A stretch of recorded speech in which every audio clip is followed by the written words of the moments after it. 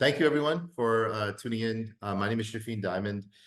I'm the CEO of Victory Square Technologies. For anyone that's new, I'm going to share my screen. I'm going to take us just kind of through a brief couple of slides uh, to give a bit of a corporate update. And then, like I mentioned earlier, we had a number of questions that were sent in, Q&A questions that were sent in. So I'm going to allocate a big chunk of time to answering those. And not to worry, we will be having another webinar very shortly as our Q1s are due at the end of this month. So let me just...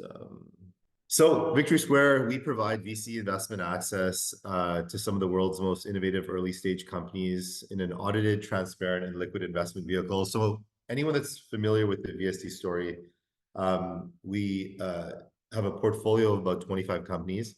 The companies are in a variety of different sectors, and they come from all over the world. As a public company, we're audited, liquid, even though volume has been very low lately. But the whole purpose was to kind of democratize access for retail investors to get access to some early stage high growth tech companies.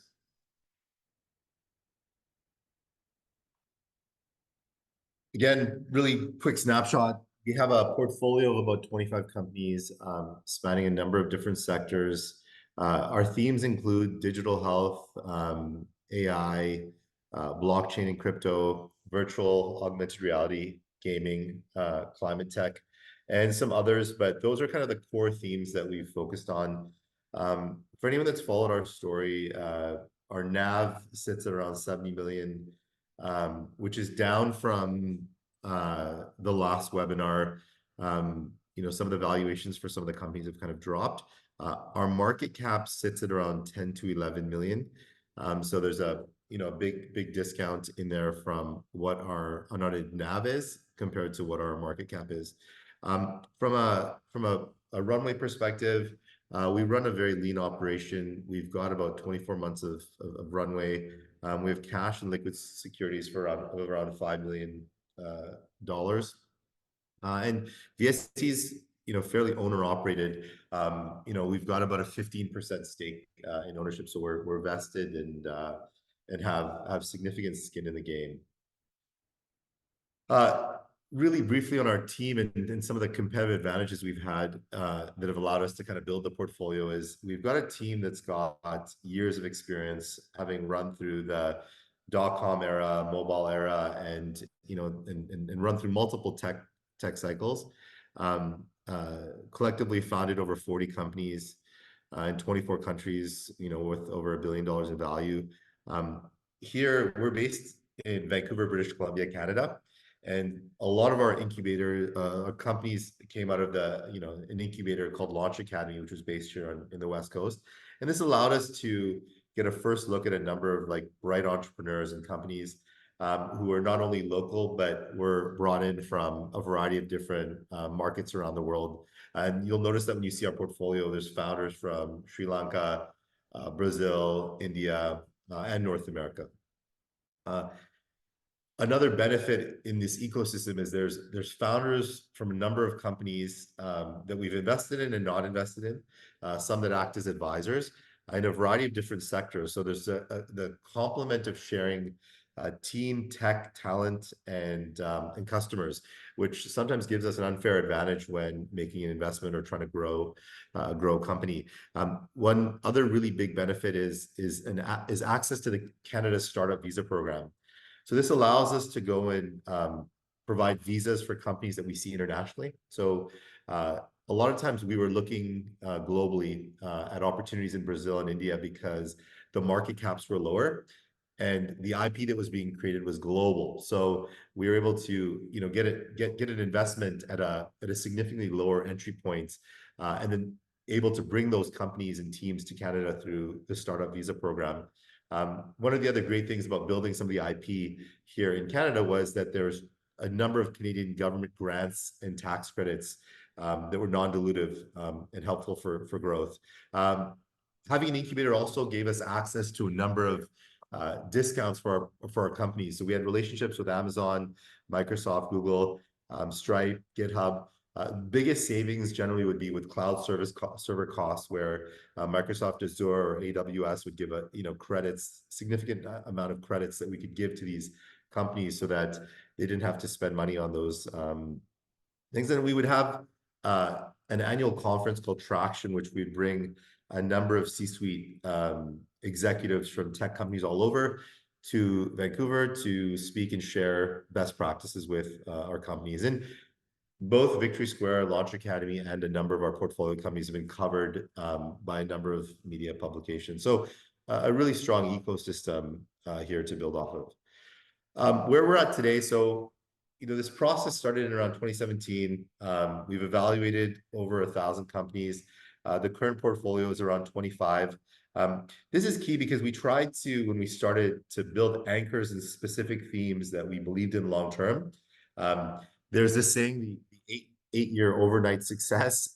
It takes a long time to, when you're coming in an early stage in a company that's going into a space or sector that hasn't really kind of matured, there's this long timeline. And so we've selected 25. We feel like there's anchors again in a number of categories, so we've got some diversification.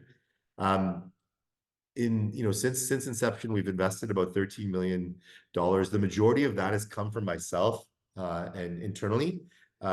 We've really only done one material funding round, which was in 2020, which was institutional led, which was small, about $5 million, I think, and I participated in that. But the majority of the capital that's come in is coming internally to make investments. And the unaudited NAV sits at around 70 million right now, which is down from November of 2023, which was, I think, the last time we posted it. We're not too concerned about that, given that, I think a lot of that has to do with the fact that just some of the public assets have been kind of marked down. I want to focus, apart from the Q&A, a lot of time on this slide, which we believe are the biggest catalysts for this year. I'll start with Hydrate. So for those that are not familiar with VST, one of our largest investments is in a company called Hydrate, which is focused on the at-home care market in the US. This was a company that we acquired in 2021. And since then, they've been achieving triple-digit revenue growth, consistently for the last 4 years. They filed their 2023 audited financials, which are available on SEDAR, at the end of April, and they'd hit top-line revenue of around 17 million. They're expecting profitability by Q3, Q4. This is a material investment for VST. It's actually consolidated in our financials. I think our ownership is probably around 63 to 65% of this company, and it's a long-term bet that we've had. But one of the big catalysts we see is not only have they, for 4 years consistently hit triple-digit growth, but Q1 this year is, we're forecasting that it's performing better than Q1 of last year. So we feel that trend is still coming in this year, and we expect them to grow by double digits again this year organically. There's also some M&A transactions that we're looking at right now, but we feel like Hydrate's hit a bit of a flywheel. The last 2 years, as they've experienced significant growth, they've also invested heavily into infrastructure. So Hydrate's a very unique business because it's invested in, ensuring that it's got a medical, pharmacy, nursing, compliance network in all 50 states in the US. And investing in the legal and compliance side of that is now hitting out and paying off, as they're getting a number of companies reaching out to them to license and white label their IP in the US. So we're a large investor in Hydrate. We're actively involved in that business. It's consolidated in VST's balance sheet, and we feel that they're hitting a flywheel. And again, fundamentally, the operational numbers of the business have been strong for the last 4 years. Another company that investors might be familiar with, is we've had the CEO, Mark Tadros, on, and we've included them in some of our updates, is a portfolio company called Stardust Solar. Stardust, we've been anticipating a listing. We thought that it was going to happen in Q2, which, again, we're still in Q2. They have filed everything. Everything has been submitted. I think they've gotten approved for the ticker SUN. It'll be listed on the TSXV. We're anticipating that listing to be approved any day now, as they've submitted everything required from them. So we're kind of in a standby state there. We will have Mark Tadros on a webinar very shortly, to coincide with their listing and to provide a more thorough kind of update on that business. But that business has been significantly growing, and the value of VST's ownership in that business is up, I think, 2 to 3 times what our cost base was. One thing to note about that particular transaction and Hydrate is when we made those transactions, they were stock investments. So we didn't use any of our cash to make our investments in those two businesses. And in the case of Hydrate, I think the VST shares were valued at 89 cents or 68 cents or 67 cents when we made that transaction. And it was an all stock transaction. And in the case of Stardust, we made that investment with VST shares valued at 89 cents a share. So very, very strategic, and the value of those assets have continued to grow. Another portfolio company this year that has some upcoming news that we think is going to be a catalyst for VST as well as XR Immersive. The ticker is VRAI. This is a company that I think has had some challenges and issues, particularly with debt that the business had taken on a couple of years ago, which we've been working with the lender to restructure, and he's given a lot of kind of leeway to the business to focus and execute on its business plan. But there are a couple of new IPs that have been built over the last 6 to 7 months. One is an AI avatar clone. It's a digital clone. I'll show a demo of some of these products before we get into the Q&A, as I was the guinea pig for the first one. And that product is now being sold in market by a reseller. And in theory, what it is as many of you that follow the VST story, I know that it can be frustrating where I'm not communicating regularly or doing webinars more frequently. And a lot of times we get very, very busy on the operational side. But what XR has created is a digital avatar clone. So you'll see an AI avatar clone that looks like me, talks like me, in my voice, but it's not me. It's all powered by text, and it can, it's all lip dubbed as well in multiple languages. And so what it does is it allows our company or any other company that has a C-suite or CEO executive that doesn't necessarily have as much time to get out there. It allows the our IR team to summarize content, summarize news releases, and have more content to put out, where it's the CEO basically on a more frequent basis, summarizing or communicating his or her thoughts, but via an AI avatar or clone. And the product's been selling fairly well. We have a reseller that's selling the product. They're selling annual packages, and they're focusing on public market CEOs. And they've got a really, really strong response there. So we expect that to be a good revenue driver for XR. But more importantly, the IP is really unique. There's another use case there that we've been betaing, which is going to sound a bit cryptic to some, but it's allowing for individuals to create an AI-powered chatbot of someone that before they're deceased. I know it sounds super cryptic and crazy, but we're beta testing it with a family, and this is going to be part of a future news release, so I don't really want to give too much up of it. But it's a person with a very strong public profile, where the family foundation wanted to, in lieu of the person passing who was in ill health, creating an AI avatar clone of this individual, and then having a language model crawl through emails, video, interviews, everything that this person had done to really learn this person's mannerisms, how they speak, how they answer questions. And it allows the family and others, given that this person had a public profile, speak to and ask questions and to this person where it looks exactly like them, talks like them in their voice. But again, it's all powered by what that person's done in their history. So this product is really interesting. It's really cryptic to some, but we've started to see a really strong response after the beta version was done, and XR will be communicating more of that to the market on their own as they're a public company. Another big catalyst that we see coming very soon is the game token listing. So we have another public company called Game On Entertainment. The ticker is GET. There's a token listing for Game, which is a token or currency that can be used on their PlayNext platform, which is being used by professional leagues like La Liga, which is a big European soccer league where teams like Real Madrid and Barcelona, Real Madrid, who's going to be playing in the Champions League final this weekend, play on. So there's some great IP there. Also the PFL, which is a professional fighters league similar to the UFC, and other tier one IP. This token listing is, I think, set for May 30th. So I think it's next Thursday. And this could be a very big boon for Game On, which VST is a large shareholder, or the largest shareholder of, but also to Victory Square's holding of game tokens themselves. And anyone that's familiar, we've had exposure to blockchain and crypto in the past, and one of the more notable ones is Covalent CQT, which is a token that we had on our balance sheet, which pretty much had a zero cost basis, but its value has been in the millions, and it's been a huge value add for VST. So this is something that the game token listing, I think, is scheduled for Thursday, May 30th.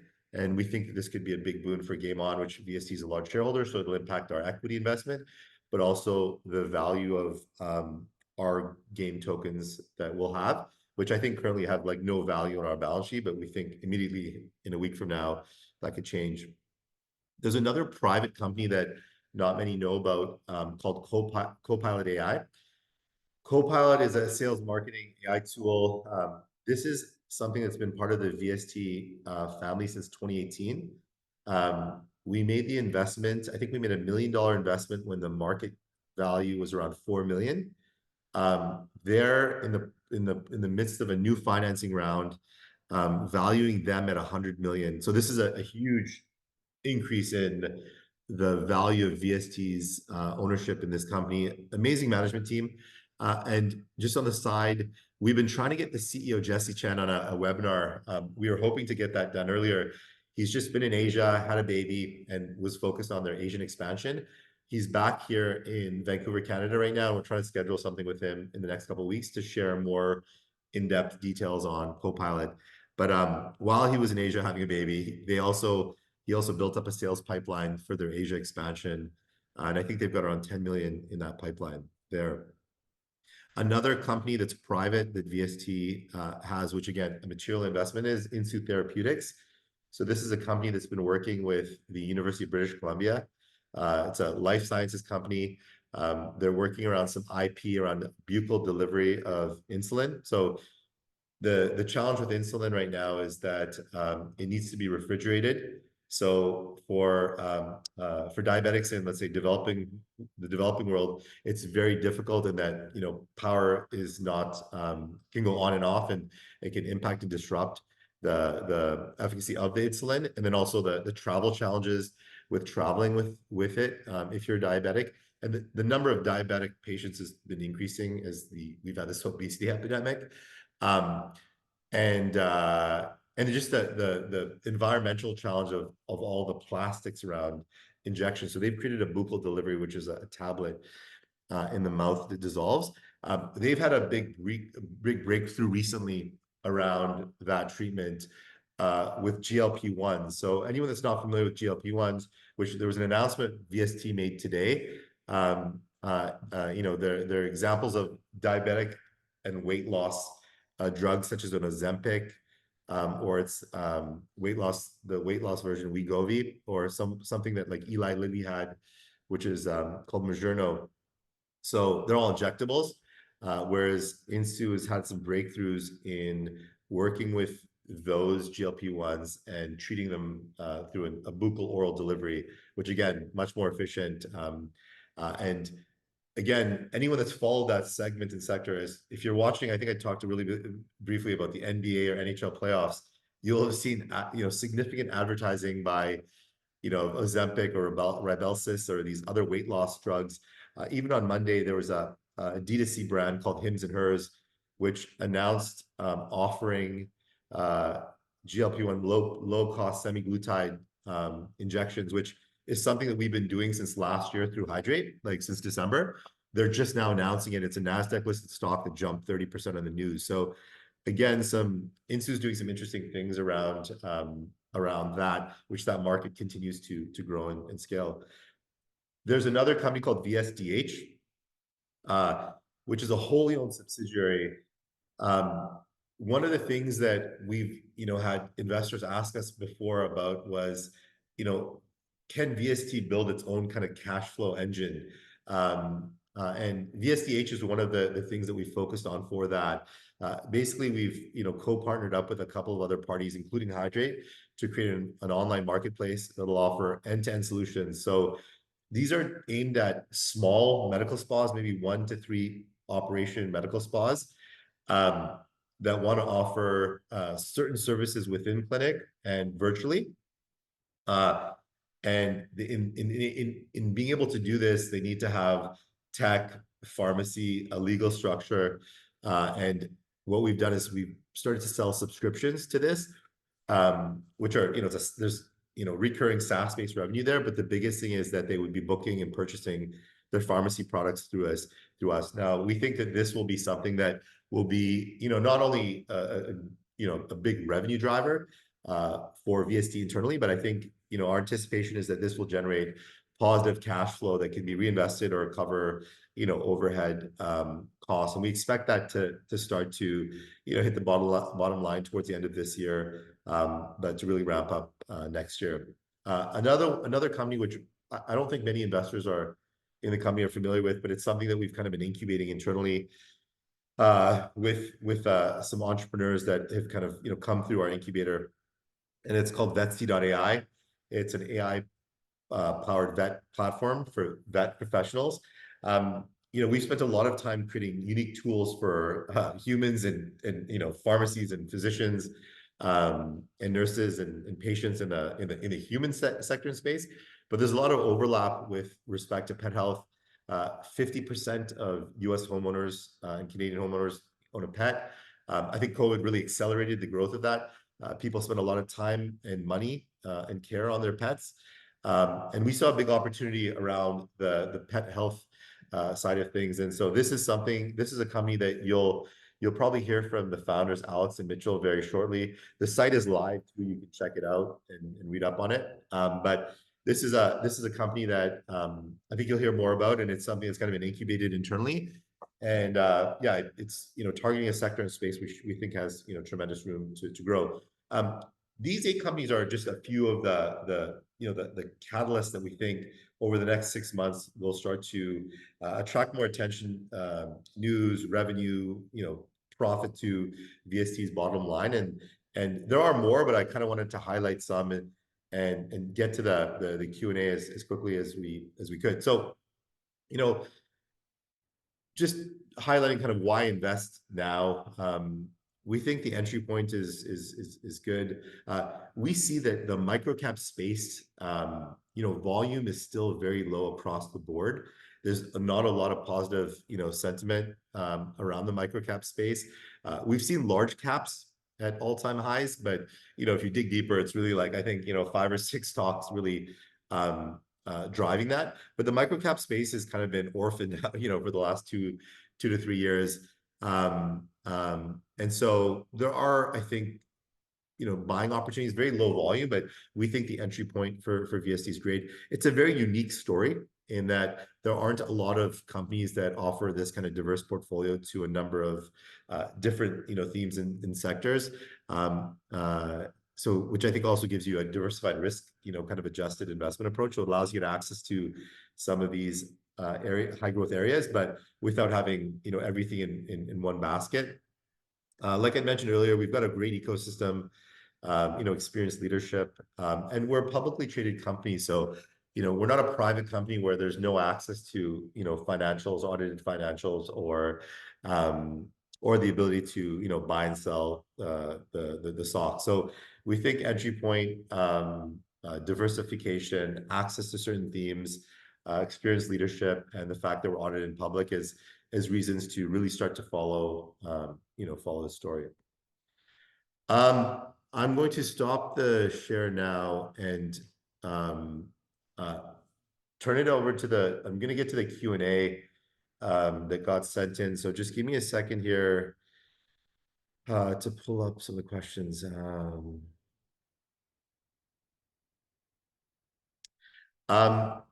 Any relation between Copilot AI and Microsoft Copilot? No, two completely different. Uh, there's nothing to do. Copilot AI has nothing to do with Microsoft's Copilot. It seems that the term Copilot, now, even though we've had this since 2017, 2018, and they've been around prior to that, the term Copilot is being used in a lot of different AI kind of cases, but there's no connection between them. Will you be reinstating the share dividend? Um, or are insiders in VST going to hoard all the shares in Nurse? No shares to buy as insiders in VST owns most. That's just, I don't understand what the next thing says, but so we're not anticipating any share dividends this year. And when we talk about, like, I think the term there was VST hoarding. VST is a publicly traded company, and we're all shareholders of it. And I think it's important for for VST as a whole to for its portfolio companies to perform well. And I think for now, given that most of the portfolio companies are trading at values which we think are significantly discounted or low, we don't believe it's in the best interest of VST and or the portfolio companies or the shareholders to dividend them out now. So we're not anticipating any dividends this year. It's not something that we're ruling out in the future, though. But right now, with the market as is, we really want to kind of focus more on operational growth, financial stability, and just preparing these companies for when we believe momentum will come back into the markets, and then kind of reassess. At the end of the day, I'm the largest shareholder, and I too want to. Dividends are great, but maybe the benefit is a cash dividend in the future when when the markets maybe rally around some of the names, or we get we see some opportunities to exit and via cash and are able to distribute a cash dividend in the future. So to answer that question, I don't look at it as a hoarding thing. I just don't think it strategically makes sense for the portfolio companies or VST or the investors right now. And I don't anticipate a share dividend this year, but I wouldn't rule out a share or cash dividend in the future. I mean, I think that's something that it's always part of the plan as we go forward. Give me a second here. I'm just gonna pull up the.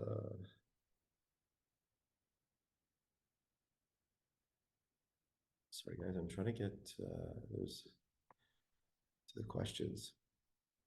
Is this is it? Can you just someone let me? Is the screen still sharing or no? I don't know if my screen's frozen. Can anyone see? Can anyone see? Okay, you see? Okay, perfect. Thank you. Thanks, Ben. Please consider providing financial statements on the website. It's a pain in the arse to go to SEDAR, especially the new format they created. Helps institutional investors save time.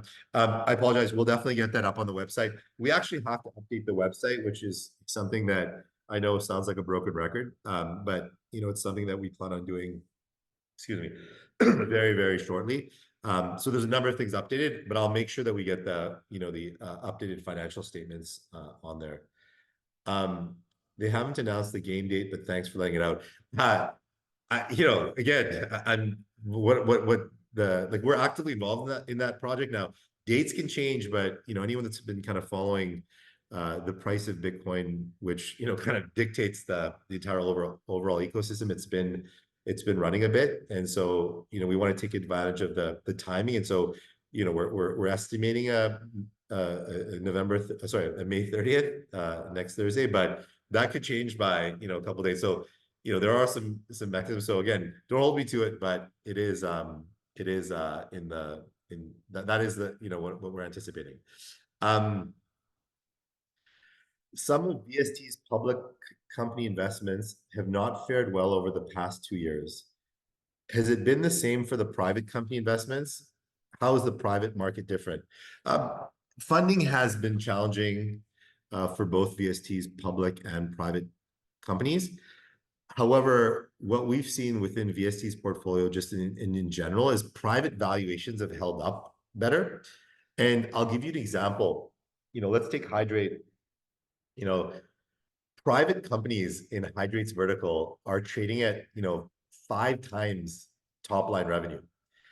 So if we were to take that, if Hydrate was private, its valuation would probably be sitting between 70 and 85 million dollars just based on comps in the private sector there. Its current public market valuation is 10 million dollars.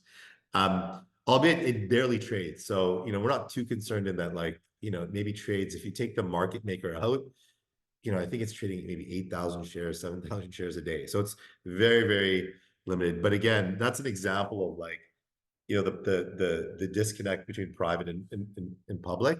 But we've also seen when the markets pick up, there's a great benefit to public companies during those times. It just sucks that the last 3 years have been kind of depressed. Now, within our own portfolio, from a private perspective, take Copilot AI, which is private, and again, like I mentioned, they're preparing a funding round, which is valuing the company north of 100 million, completely private. Now, I would imagine that would be different if it was public. I would imagine that valuation might come in lower. But again, when we look at the microcap spaces, the volumes are so low and they represent such a low percentage of the overall share float that we don't really kind of like buy into those valuations long term. But yeah, I think that's an example of that. We're seeing challenges across the board, funding challenges for private and public, but the valuations are I think are on the private side we've seen have held up significantly higher.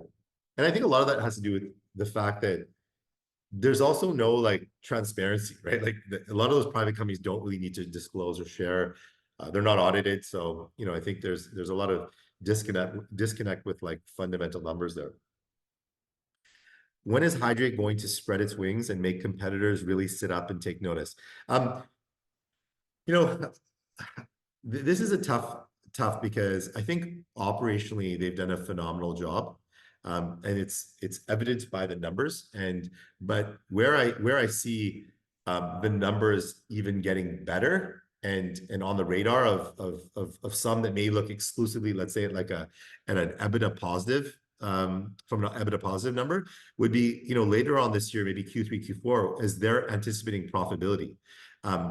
The last 2 years, even though the revenue growth has been significant, they've been investing heavily into the infrastructure to allow them to hit this flywheel where we expect and anticipate those results to show up on the bottom line really next year, but we'll start to see that peak and creep in Q3 and Q4. So I think from a microcap perspective, I think that's when like we've seen that the momentum is so low. I think we were talking to a colleague at the TSX, and this has been echoed on the CSE that volumes are down like 90% from 2020 and 2021. Like they're just they're not there.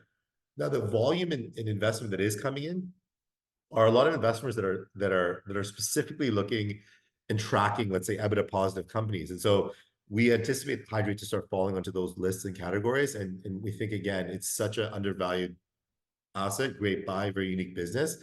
And we expect that to be the case. From a competitor perspective, like I wouldn't even say competitor. I would say from a potential acquirer perspective, we'd expect them to start falling on that radar towards the end of this year as well. As the business is achieving considerable growth, and some of that infrastructure that they'd invested in, that's really going to start to jump in 2025.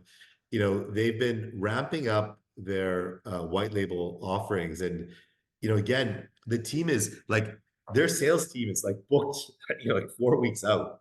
So and now what that tells us, it tells us about a lot of onboarding that's going to be coming in Q3, Q4, and into Q1 of next year. And so we can see that not only from a revenue fundamental EBITDA positive perspective, but also from a traction perspective, that they'll be getting onto the radar, both of investors and potential, acquirers, which again, their distribution network is so unique. Can you highlight any private company investments for us?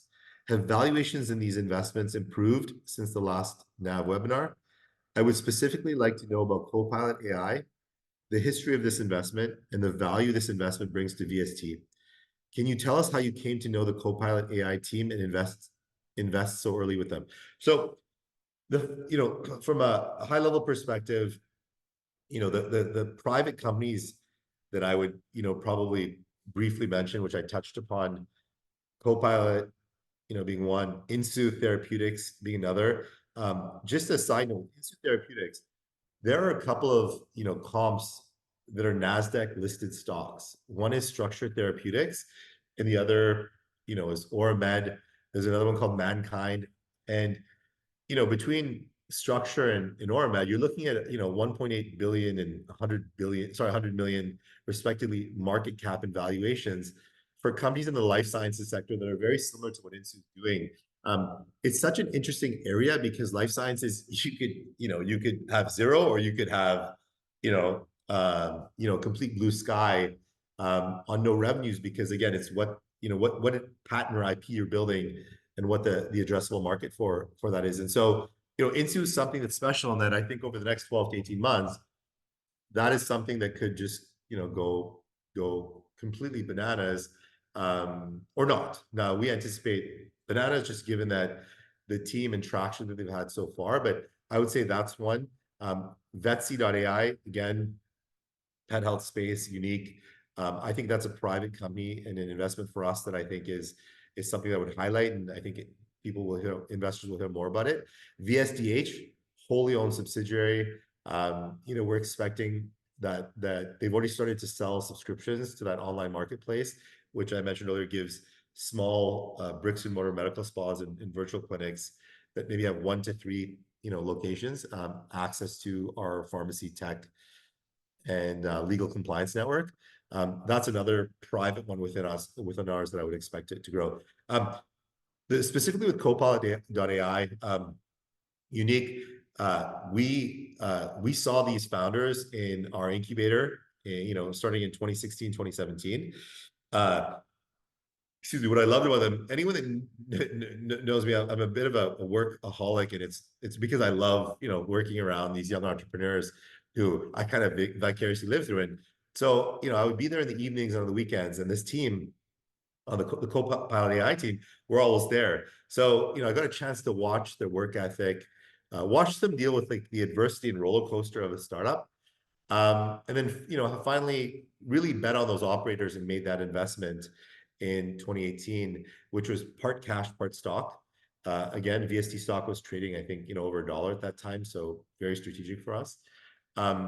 The entry point was around a $4 million Canadian valuation at that time. Now it's jumped considerably, but we had access to these entrepreneurs through our incubator, which was an advantage.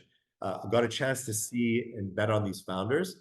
And then one other thing about Copilot is we actually have a board seat there, which one of our board members sits on. And so part of working with these companies early on is that we're able to actively get our team or advisors to work with these businesses. So, if you take Copilot AI, we've had key VST management and board work directly with them through this growth. Same thing with Insu, same thing with VST, same thing with VSDH, same thing with Game On. Like we've had active involvement. Same thing with Hydrate, active involvement in these businesses. And because we have significant ownership, like in Copilot, I think it's around 23, 24%. Insu, it's about 23, 24%. VST, I think it's probably closer to 50. VSDH, it's 100. So there's a specific reason why we're actively involved in these businesses. Most cash flow negative Canadian microcaps have performed terribly the last 2 years. Please explain how, even though VST is cash flow negative, it is financially secure. How can we be sure that VST won't seek dilutive funding? Great question. So the majority of microcap share prices, I think in general, have performed terribly over the last 2.5, 3 years. And again, in our conversations and just looking at with both the TSX and CSC, or just looking at data in general, is that there's been very little interest from the retail side on microcaps, and buying in it. And, I think when we were talking to our colleague at the TSX, I think they're saying volume was down over 90% from peak in 2021. So, I think that has, had a considerable impact on that market as a whole. But from VSC's perspective, one of the unique things about our business model is, at the very beginning, the idea there was to invest, provide funding to make, a diverse set of investments. Now, over a 12 to 48 month time frame, those investments sometimes mature, and the goal is to get liquidity when that time happens. So in the past, we've been able to do that when fans ran in 2021, CQT ran most recently, Argo blockchain ran in 2021. So we've had these times and points where we've been able to liquidate some of the investments at premium valuations and reinvest that into ensuring that we have ample runway. And I think, our cash and liquid securities right now are probably around 5 million, which is, 2+ years of runway should we need it. So, I think we've built a model that is self-sustaining. We've got the ability currently to self-sustain, and in the needs or hopes of making investments, I've set up a convertible debenture for the business to be able to tap into should it need it. And that's also how we've been able to take on investments like Hydrate, Insu, and others, is that we've been internally been able to be self-sufficient without any dilution. And also, as the largest shareholder of VST, I wouldn't want any funding dilutions at these levels when we believe it's depressed. So I think we're in good shape, and we wouldn't need to do that. When will Stardust be ready to leave the nest? Anyone else making the moves to depart the fold and set out on their own? There's also this question kind of ties into a similar question, which is, please explain the plan for IPOs of Future Health, Stardust Solar, Insu Therapeutics. Can you tell us more about who is investing in these companies and what the benefit is to VST, and why have these IPOs been delayed? I'll talk about Stardust Solar first. Stardust Solar has submitted all its documents in exchange to the exchange for approval. So we anticipate it being listed very soon. I think they've even been approved for the ticker SUN. So this is something that I think is imminent. Futura has been delayed. I think there's just some operational things that we need to tighten up there. But we still would like to see it listed before the year is over. Insu, I mentioned like 2 comps on the NASDAQ. I think if we look at Insu, we would want to find a path towards a NASDAQ listing, just because we think that the valuations and funding available to those companies is significant. And the volumes are there as well. But I think with Insu, we may explore a strategic funding, internal funding round soon, just to give them some more firepower. But I think we would probably look towards a 2025 listing and some sort of path towards a NASDAQ listing for them. I think right now those are the companies that we have kind of focused on that side. We just hit 1 o'clock, but I'm going to keep going. If anyone needs to drop off, we're going to record it. I just kept aside some extra time just because, again, I want to make sure I can get to as many Q&A as I can. Next, Hydrate's revenue growth has been impressive over the past 2 years. Where has the company gone wrong in getting buyers for the stock? What is Hydrate going to do differently to bring enthusiastic buyers to the stock? I'll start by saying, I think, that in my opinion, as a microcap stock, I think the biggest Achilles heel is just the overall negative sentiment of the microcap space. There is no momentum and volumes have dried up. So I think that's one, coupled with the fact that there's so many listed issuers now on the microcap side. Having said that, our focus, first and foremost was on stability. We're long-term investors, so we wanted to make sure that the fundamentals and the operations of the business and the growth trajectory was solid, first, and I believe we've done that. Now, I think, one of the key drivers on getting new eyeballs is, you still have to continue with the conferences, webinars, road shows, talking to investors. Those are things that, Hydrate will continue to do. But I think that as they start to turn the corner towards profitability in Q3 and Q4, I think really, in my opinion, that's going to be the driver that's going to get them onto the radar for certain microcap investors that are active right now. And so there are certain groups that we're talking to that we know that track these types of stocks. And just again, getting in front of them now, so that once that flip, the numbers change into that portion, which we anticipate Q3 and Q4 of this year, it'll get more interested investors into that name. So we really think that that's going to be the turning point. And Hydrate, I think, will start to and is starting to spend some money on getting eyeballs onto the stock, primarily by marketing within their ecosystem. One of the great things is if you're a Hydrate customer, so anyone that in the US, like, download the app, try the service. And when you try the service, if you like the service, it's just doing a better job, us doing a better job of educating that person that you can actually buy the stock. As well as our doctor and nurse network, informing them on the opportunity to buy Hydrate as well. I think these will be things that will start to start to get more interest in there. Do you see the potential to extract cash from any of VST's current investments? And what would you reinvest that cash into? There's another question similar to this. I'm just going to add it to it. Has Shafin considered investing in companies that are further down the road than the initial startup? It seems like the portfolio is always very new companies that take a long time to generate value. So I'm thinking, what if the portfolio had a broader mix of companies at various stages in the life cycle? Our model, has matured from where it was in 2017. When we started, the idea was to find these early stage companies globally in these sectors or themes that we believed were going to be big, over an 8 to 10 year horizon.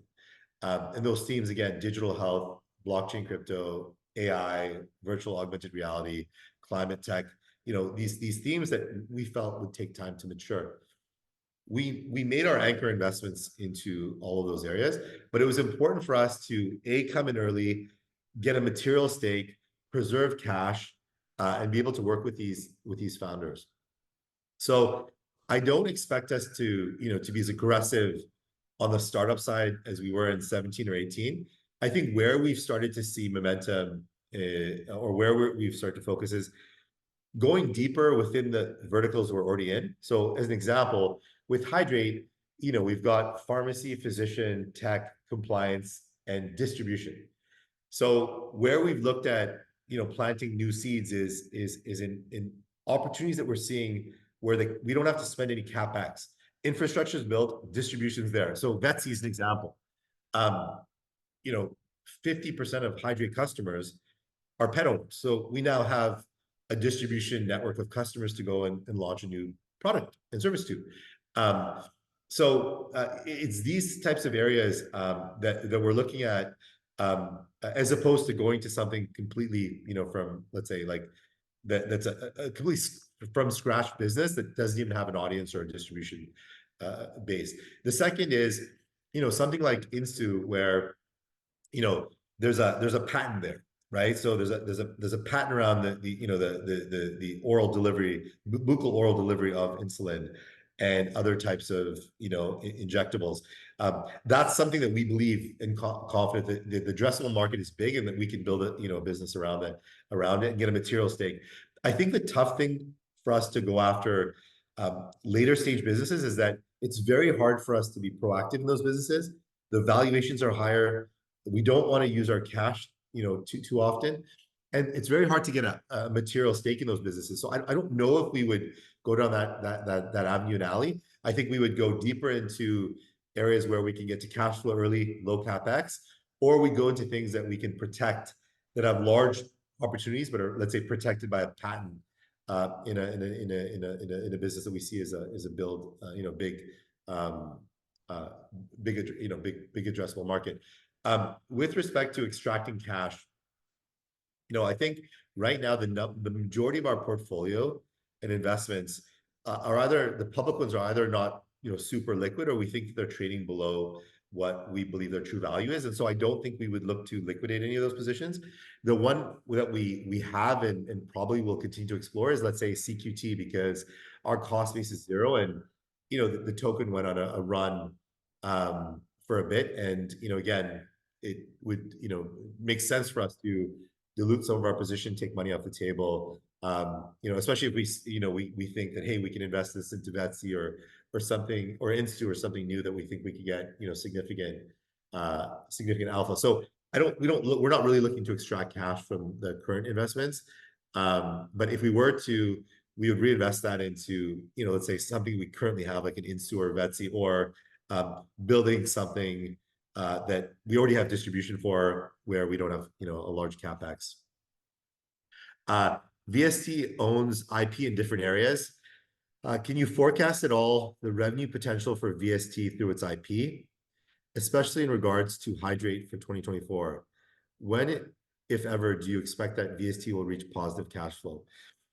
This is very tough, because if you look at our financial statements, they're really, really, really messy. It's like spaghetti, because it's consolidated. So it's taking in a bunch of our portfolio companies. So I saw someone make a comment about liabilities. Well, the majority of liabilities on our balance sheet are like, given that VRAI XR Immersive is consolidated, a lot of that sits there.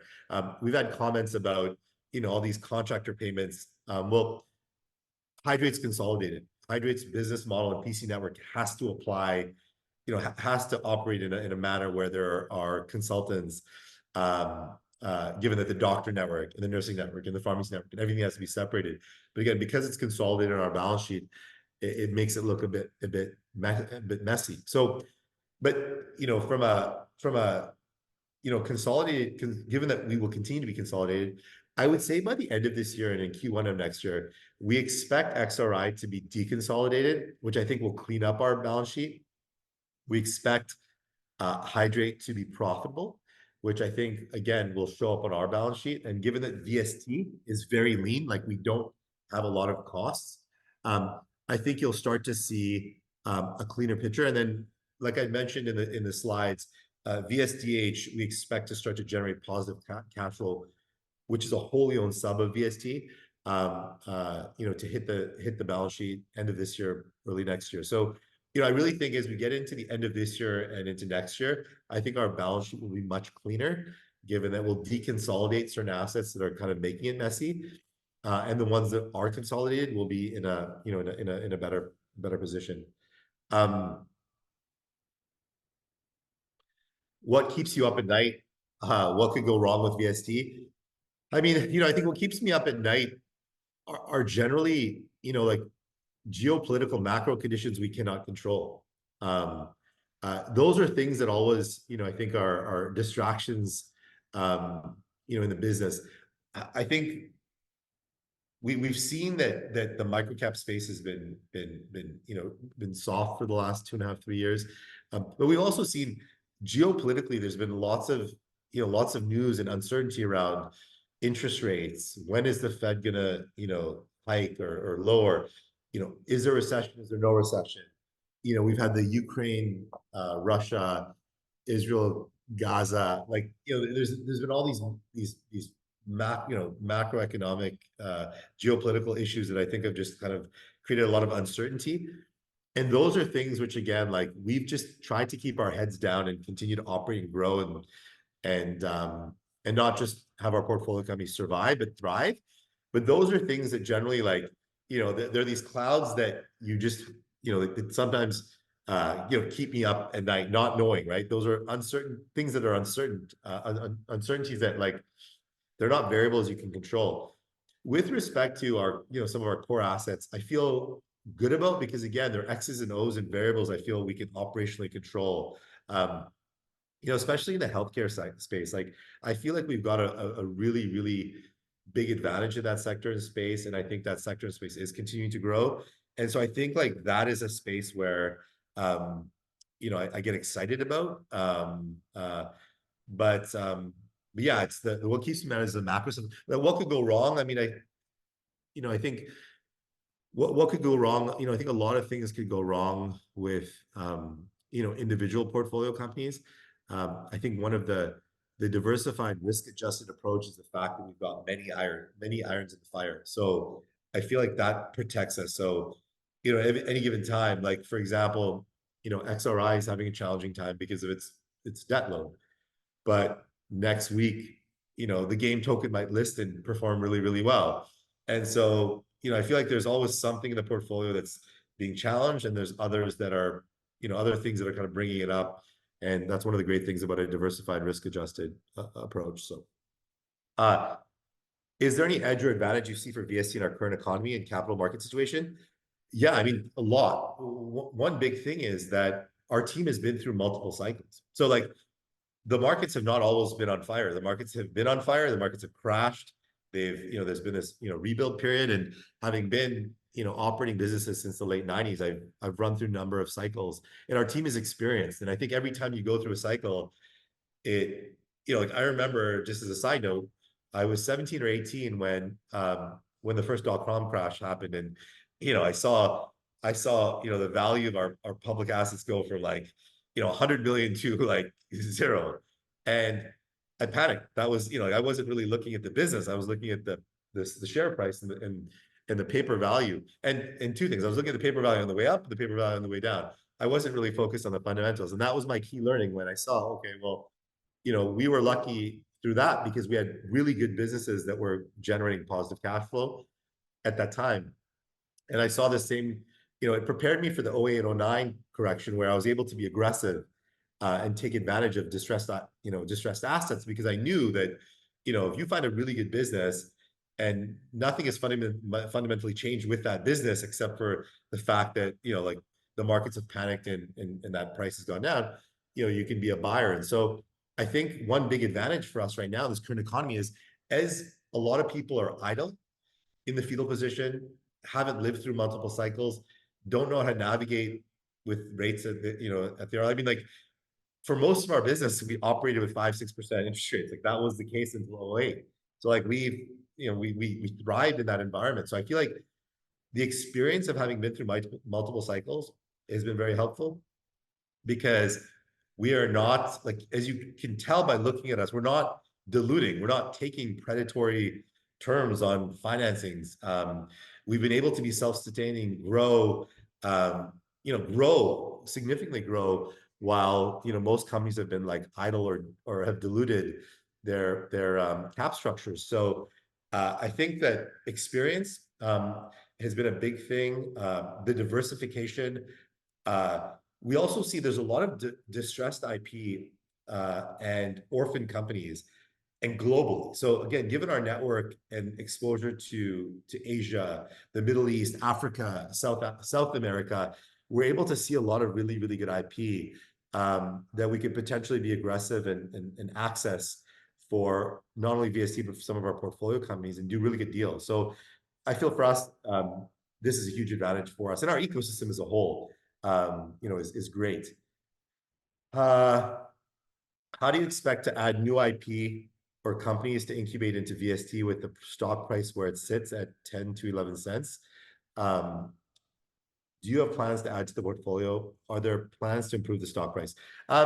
We've been able to, again, incubate, Insu last year, VST this year, the game token, which we've been working on for the last year, with Sportsology. So nothing has really stopped us. Uh, do we have plans to add to the ones that I mentioned? I don't know. I think like our mandate was, grow cash flow generating businesses with low capex through our existing network. So we've seen those opportunities through Hydrate, specifically within the healthcare space, like micro health sites for men, women. Those are the areas we're looking at. Insu and VST were two opportunistic businesses that we saw. But again, outside of that we want to build up VSTH, we want to build cash flow. So I don't know if we're gonna necessarily go and add to things where it's going to take a lot of time for those businesses to like hit, or we're going to have to dump a ton of money into. I'd rather go to things that we have, like VSTH, where we can get a cash flow. Uh, focus on Insu, which we think again has a large addressable market. VST, huge opportunity, distribution networks already set up, or these micro health sites. I think that's where we'll focus and play. Where low capex, quicker timeline to cash flow. That's where I think we would focus our time. I'm going to answer a couple more here. I just realized it's 1:18. I'm going to be late for my next meeting, but I'll try to get to another couple here. In last year's webinar, you were saying at least one dividend is planned in 2024. Please comment on this. I don't remember saying that, so I apologize if that was anywhere. I'd love to just refresh with that. But I think, like I said earlier, we're not anticipating a dividend this year. Share and or cash dividend is something that is in the future, but I don't anticipate it this year.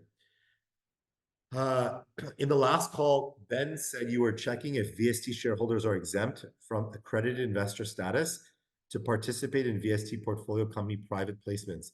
Please provide an update on this. There are VST shareholders can participate in private placements, and it's via like the relationship to me and or the company and management. So there are things that in filling out the subscription documents that VST shareholders can.